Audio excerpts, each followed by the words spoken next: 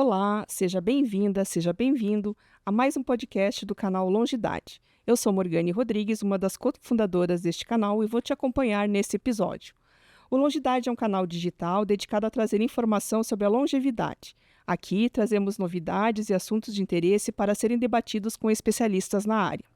No episódio de hoje, nós vamos falar sobre doenças pulmonares no idoso. E para isso, eu tenho aqui a doutora Cristiane Rous. Ela é médica pneumologista formada pela USP e que pertence ao corpo clínico do Hospital Israelita Albert Einstein. Cris, muito bom te ter por aqui. Muito obrigada por ter aceito o nosso convite. E eu queria começar, que agora a gente está entrando numa época, né? Entrando de outono, inverno, que eu acho que quando começam a aparecer mais as doenças pulmonares, né? Acho que tem essa questão tudo do tempo. E eu gostaria de que você falasse um pouquinho mais sobre os idosos, né? Como que é isso nessa população 60 a mais? Boa tarde, eu gostaria de agradecer o convite, é uma honra estar aqui e poder participar e ajudar um pouquinho a população a entender o que é possível fazer para prevenir doenças, né? Pensando em algumas coisas mais práticas para orientação em geral, algumas coisas são fundamentais, assim. A vacinação em dia, que é uma coisa que a gente tem sempre reforçado no consultório, nos pacientes internados. Nós vemos muitas pneumonias que são possíveis de serem prevenidas com vacinas, né? Então, as pneumonias virais que são tão prevalentes na população, então fazer a vacina do Covid, vacina de influenza anual, a vacina para pneumonia, que é o pneumococcus, que é a bactéria mais frequente na população em geral. Agora nós temos também uma vacina nova que é para o vírus sincicial respiratório, que daqui a pouquinho vai começar a fazer parte do calendário também acima de 60 anos. E é importante a gente saber, assim, é muito comum, eu que atendo mais adultos e a faixa etária 60 ou mais é a predominante no consultório, lembrar que é comum quando uma criança está doente e não vai para a escola, os pais deixam a criança com os avós, né? Isso aí é uma prática comum de todos. E eu vejo muito os idosos com infecções virais de crianças, porque as crianças foram deixadas com eles para cuidar enquanto os pais estão trabalhando e eles acabam adquirindo as doenças respiratórias dos netos, né? Ou quando os pais vão visitar os avós, né? Levam a criança está E a gripada criança na escola também, e né? acaba tendo uma contaminação com muita frequência. Esse é o estímulo inicial, né? Muitas vezes o idoso ele está se cuidando muito e ainda alguns usam máscara quando vão à farmácia ou vão no supermercado, mas aí o contato com a família tem que sempre lembrar, se tiver um netinho que está com infecção aguda naquele momento, com secreção, com febre, tomar cuidado, se puder não visitar naquele fim de semana, ou todos ficarem de máscaras e a visita for um pouco mais rápida, num lugar aberto, porque isso é muito comum e é um erro que todo mundo faz e não lembra que o idoso é mais frágil e acaba tendo muitas situações de internação por conta disso, né? Uma outra coisa que é muito comum com o passar da idade, a gente vai tendo umas alterações na musculatura da caixa torácica, na estrutura das costelas. Então, a gente acaba desenvolvendo uma rigidez na caixa torácica por artrose as articulações das costelas, as vértebras, a coluna vertebral fica mais rígida e a falta de exercício e a falta de treino para manter pelo menos a atividade aeróbica mais rotineira, ela faz com que qualquer infecção no idoso seja mais difícil de ser eliminada, porque a tosse é ineficaz, a pessoa não tem força muscular, não consegue tossir, se livrar da secreção, acaba muitas vezes tendo uma insuficiência respiratória por falta de musculatura mesmo. Então, assim, a atividade física, que todos falam, mas assim, é uma situação que é um divisor de águas. O indivíduo que é treinado, que tem musculatura, que faz exercício aeróbio, uma caminhada, uma bicicleta ergométrica, qualquer coisa que estimule a força muscular da caixa torácica vai ajudar muito numa situação de infecção, porque facilita a expectoração. Mesmo que venha uma insuficiência respiratória, a gente consegue ter mais força para lidar com aquilo, e a musculatura é que vai te garantir que não entre numa situação de precisar de um suporte ventilatório, de uma unidade de terapia intensiva, até de uma intubação e ventilação mecânica por conta de fadiga, né? Então, essa insistência que todos os médicos têm em falar para as pessoas: façam exercício físico, não deixem de fazer uma atividade, é fundamental para prevenir as complicações do que pode ocorrer em qualquer infecção, né? Mas a infecção respiratória, ela depende muito da força muscular para respirar. O tabagismo é outra coisa que a gente sempre fala, assim, não dá para não pagar o preço de ter uma lesão pulmonar progressiva em quem continua fumando, né? Então, assim, o mais rápido possível, quem ainda fuma, procurar ajuda para suspender o tabagismo, porque é muito benéfico. Tem pessoas que falam: mas eu já estou com 90 anos, o que vai adiantar eu parar de fumar? Sempre adianta, e a diferença que faz é enorme. Eu tenho vários pacientes idosos extremos, acima de 90 anos, que perpetuavam o hábito de fumar, e aí, quando eles começam a precisar de oxigênio, no início do uso, veem como é limitante, e aí realmente param de fumar, e muitos deles deixam de usar oxigênio nessa fase só por conseguir parar de fumar, né? E às vezes, depois de um mês parando de fumar, a gente já percebe a diferença, e a dependência de oxigênio deixa de acontecer. Então, é importante mesmo, assim, se conscientizar que o tabagismo não tem que fazer parte mais da nossa vida, né? A gente tem lutado muito por cessar esse hábito, que Isso inclui também o tabagismo passivo, né? o tabagismo passivo também, mas tem, assim, às vezes você não consegue controlar o seu familiar, ou a pessoa que está com você, mas tentar, se a pessoa não consegue parar, sair de perto quando está fumando, ou pedir para essa pessoa fumar longe, mas o ideal era que ninguém fumasse, né? O nosso sonho de consumo na vida é que ninguém mais fume, né? Acho que a nossa atividade médica ia ser muito, muito melhor. Mas a gente não está conseguindo isso, né? Uma coisa que eu achei que a pandemia fosse trazer fosse a inexistência de tabagismo, mas isso, muito pelo contrário, não está acontecendo. E tem vindo cigarro eletrônico, e muitas pessoas trocando o cigarro comum por eletrônico, que não adianta Até na nada. população mais idosa, porque a gente vive Até na população falar mais bastante isso idosa. nos jovens, né? Até com uma... Tem muitas pessoas na faixa de 60 anos ou mais que acham que é se modernizar, trocar o cigarro comum por eletrônico. Tá na moda, né? E aí é como se trouxesse uma juventude mais próxima a ele, né?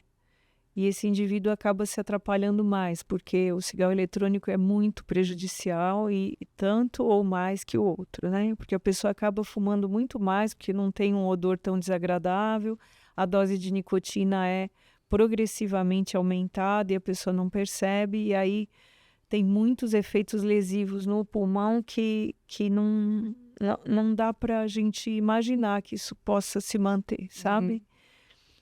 Uma outra coisa que a gente também tem que lembrar na faixa etária mais de 60 anos ou mais, e principalmente acima dos 80, é a disfagia, que é uma situação comum por fraqueza muscular para deglutir. Então a pessoa começa a ter pequenos engasgos na hora que está tomando líquido rápido ou comendo uma comida muito seca.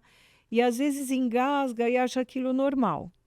E aí esses engasgos, na verdade, são penetração de alimento ou líquido ali no sistema respiratório. Isso é uma grande causa de pneumonia. Falar com alimento na boca, todos nós sem querer falamos. Às vezes você está mastigando e atende o telefone, ou está num almoço de família, e o alimento ainda na boca, mastigando e conversando. Até uma certa idade, a gente consegue coordenar bem essa musculatura e não deixar que o alimento vá lá atrás na garganta e entre na laringe, que é a área de respiração, onde tem a corda vocal para a gente conversar, tem que entrar ar no sistema respiratório e vibrar a corda vocal. Quando nós estamos com o alimento na boca e tentamos falar, precisa de muita coordenação motora e uma musculatura muito treinada para que o alimento não escape e entre no pulmão.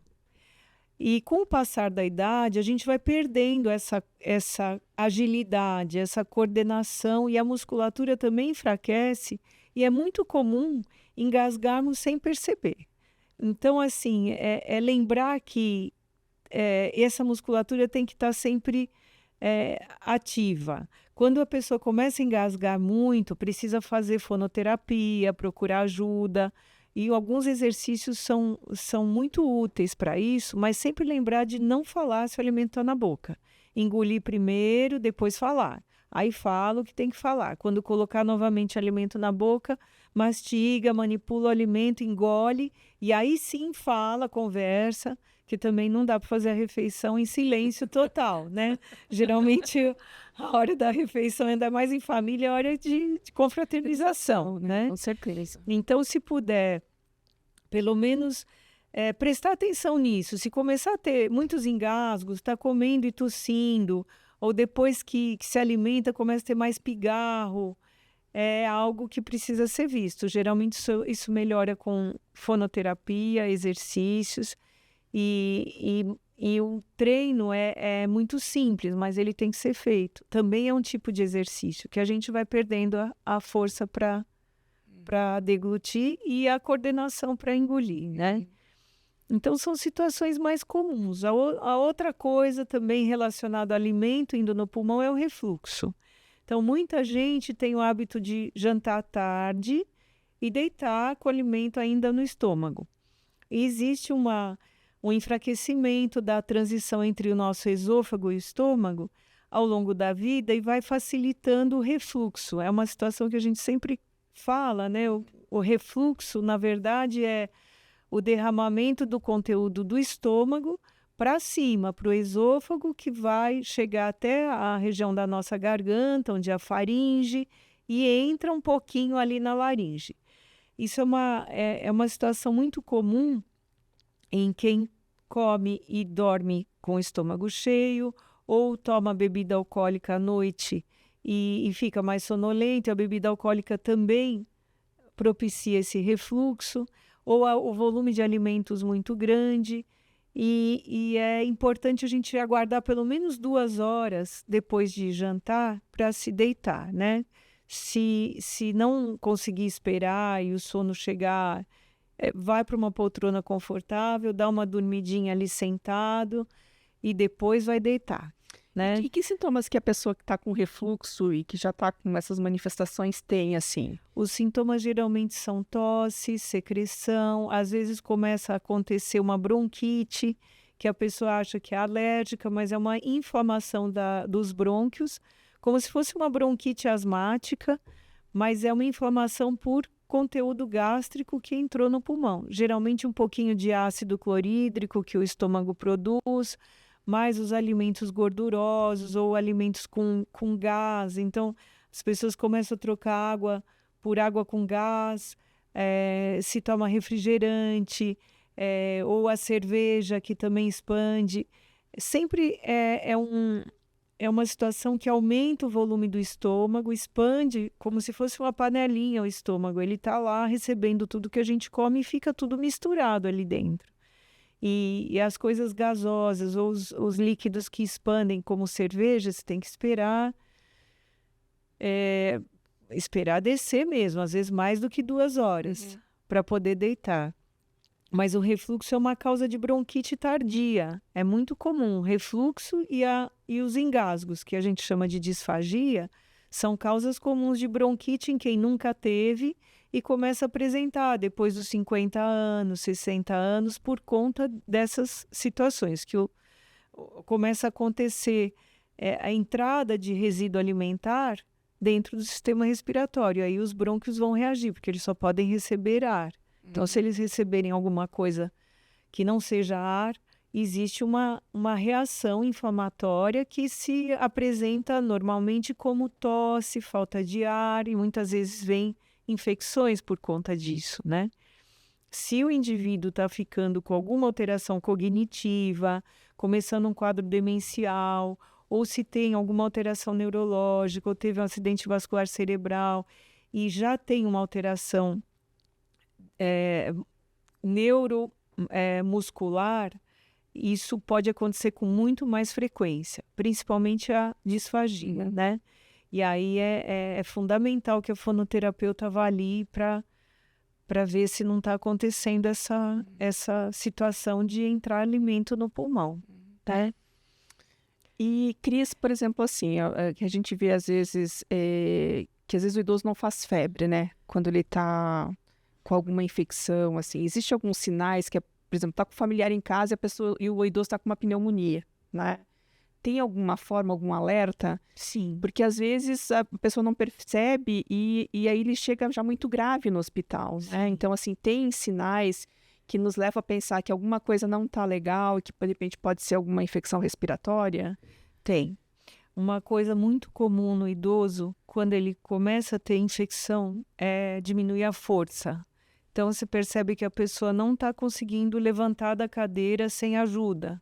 Sentar e levantar já ficou difícil. Isso é um sinal de infecção que é muito simples de se observar. A diminuição da força muscular pode ser o primeiro sintoma de um idoso frágil. A febre nem sempre aparece mesmo, é muito comum nem ter febre, mas a pessoa fica com fraqueza, fica mais hipoativo, mais lentificado, mais sonolento, ofegante para pequenas coisas que antes não ficava, ofegante para tomar um banho, começa a ter tosse às vezes com secreção, uma tosse ruidosa, uma sonolência fora do normal.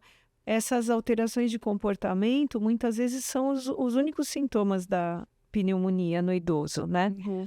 Então, atenção para isso, porque muitas vezes vem também como um delírio. Então, a pessoa fica desorientada, não sabe se está na própria casa, se está na casa de um filho.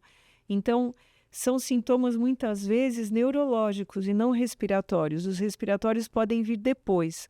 Mas uma coisa simples da gente observar, antes mesmo de ter muita alteração do quadro clínico, é diminuir a força para sentar, levantar e caminhar. Fica mais lentificado, você tem que procurar infecção, ou respiratória ou urinária, que são as mais comuns. Mas essa mudança de força, de força muscular assim súbita, muitas vezes alerta é uma já. infecção.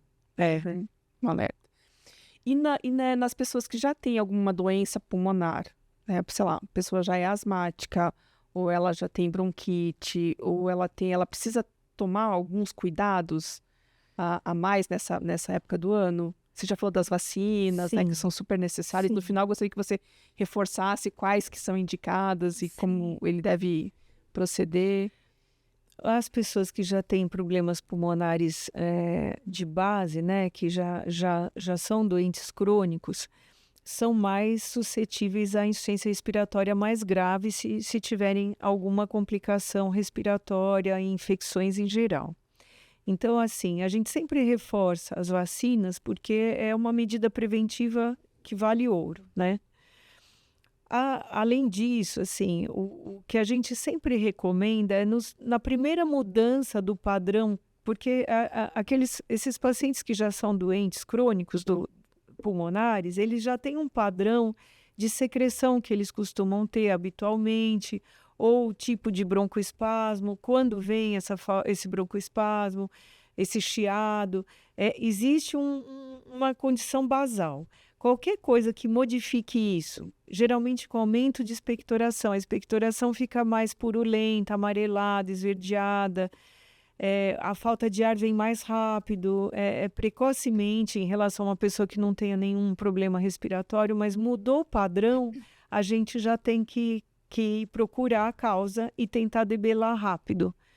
Porque, às vezes, alguns vírus em 24, 48 horas já podem causar um grande broncoespasmo, né? Então, é necessário, assim, ficar bem atento à mudança do quadro clínico e procurar ajuda logo. Não esperar ficar 2, 3, 4, 5 dias evoluindo com piora sem pedir ajuda.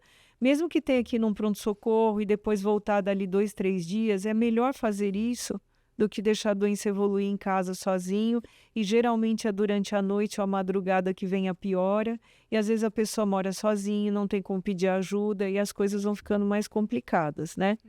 Então, é importante fazer essa vigilância com mais atenção e evitar, assim, ir para lugares com muita aglomeração sem máscara. Agora que a gente já passou pela pandemia, que todo mundo já viu que usar máscara é chato, mas não é nada que seja incapacitante para a nossa vida, né?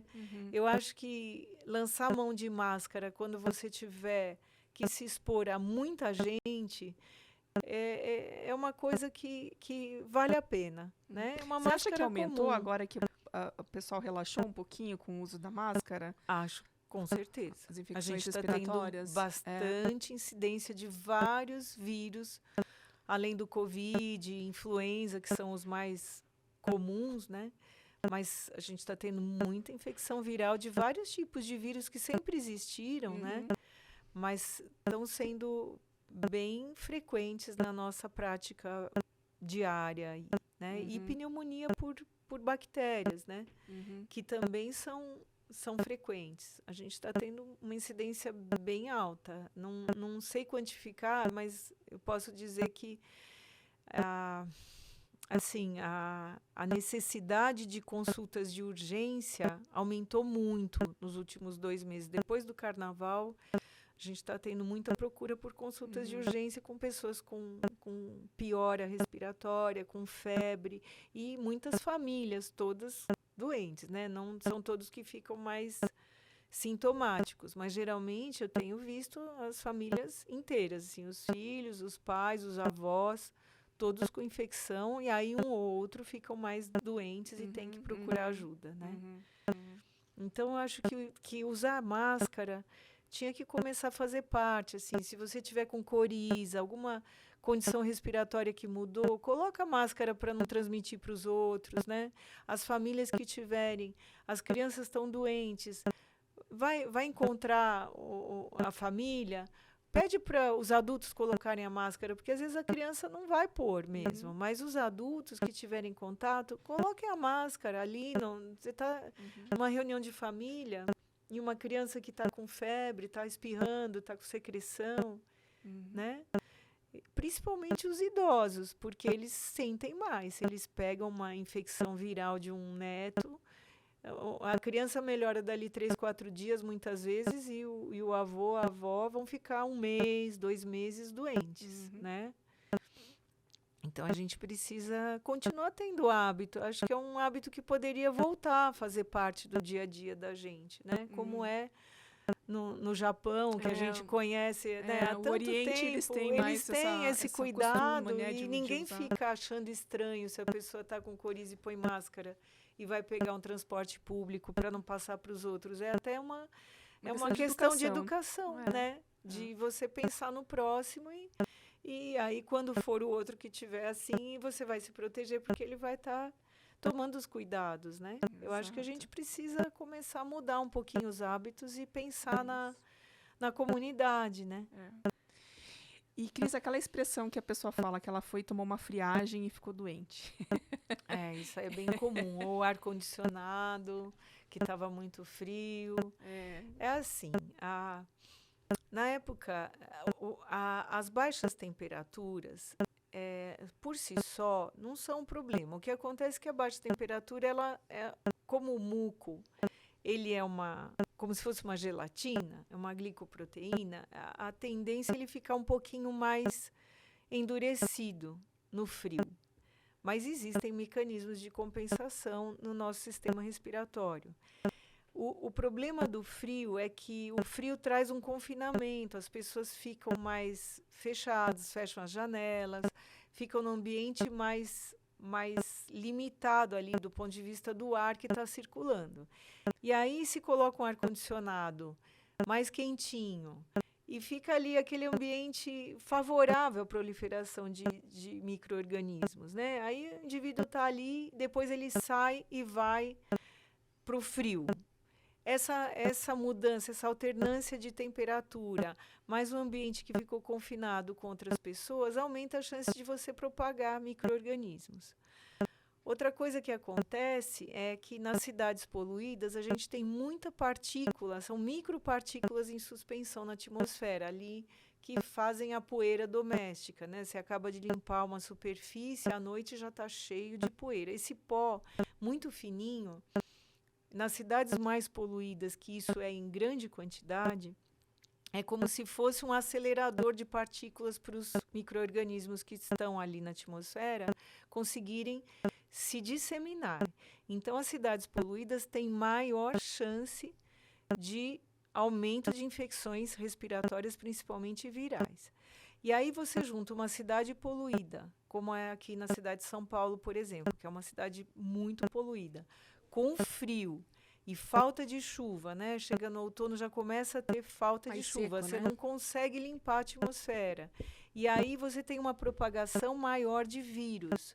E aí a gente acaba tendo muito mais incidência de doença respiratória relacionada à poluição e à falta de limpeza da atmosfera mesmo, que fica cheio de partículas, né?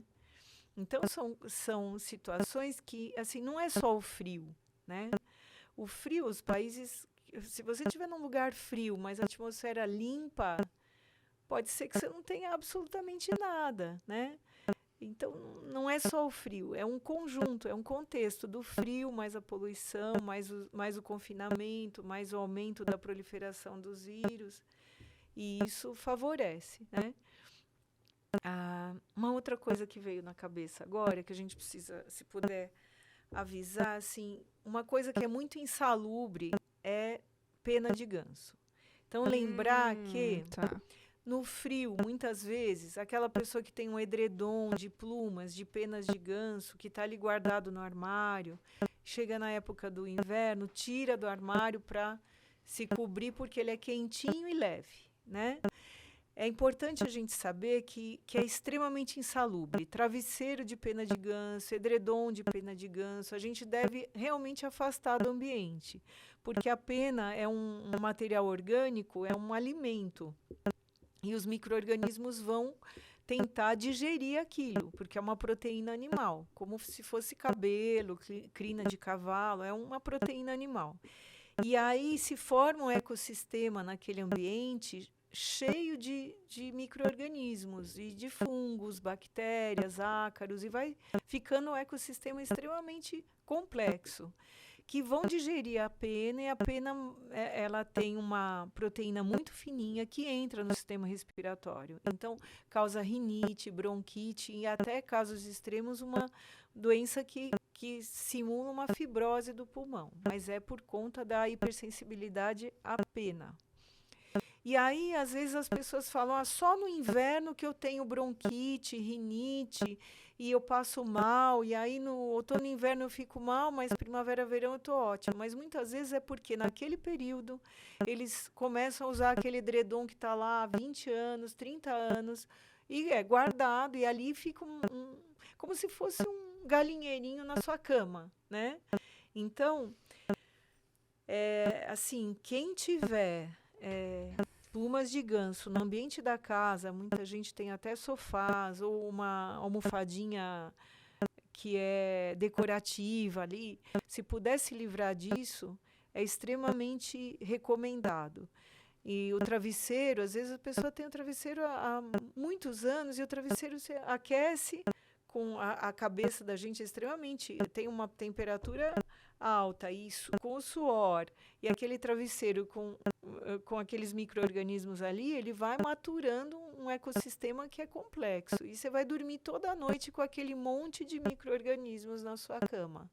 E isso causa rinite crônica, tosse crônica, alergias respiratórias, e é uma coisa que ninguém pensa, mas é muito comum. Eu dou umas 50 altas por ano no consultório só de tirar a pena do travesseiro e edredom, a pessoa para de ter sintomas. E às vezes está tossindo há 10 anos, 20 anos, às vezes não altera exame.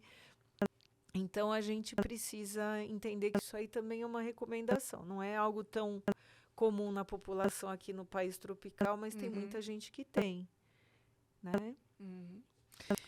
Bom, infelizmente nós estamos chegando no final do nosso episódio. Tá um papo muito bom. Mas eu queria só para a gente dar aquela fechada, né, com a questão da vacina, né, que você falou, né? Então, só para a gente reforçar, né, a vacina da influenza anual, sempre na campanha do governo, é hora de lembrar de tomar, que geralmente é no comecinho do outono.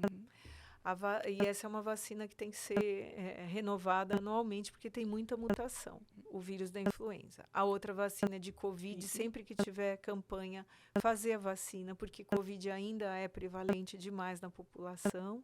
A vacina para pneumonias, as pneumonias bacterianas, que é, na verdade, a pneumonia pneumocócica. É uma delas que a gente consegue prevenir com a vacina, mas é a mais prevalente, ajuda muito a diminuir internações, né? E agora vai entrar no nosso esquema a vacina para o vírus sincicial respiratório, que é um vírus que é comum para causar bronquiolite nas crianças, mas atinge também os idosos e pode causar quadros de bronquite intensa e prolongada, né? Você falou em torno de 2 meses, né, que ela vai entrar. Já está disponível em algumas clínicas de imunização. Mas assim, ainda a gente não tem experiência com ela. É uma vacina nova que está vindo para ajudar mesmo, né? Tá bom. Cris, muito obrigada por ter você aqui. Eu que agradeço. Foi ótimo. Eu acho que ajudou a esclarecer muitas coisas. Assim, eu acho que vai ajudar muito as pessoas.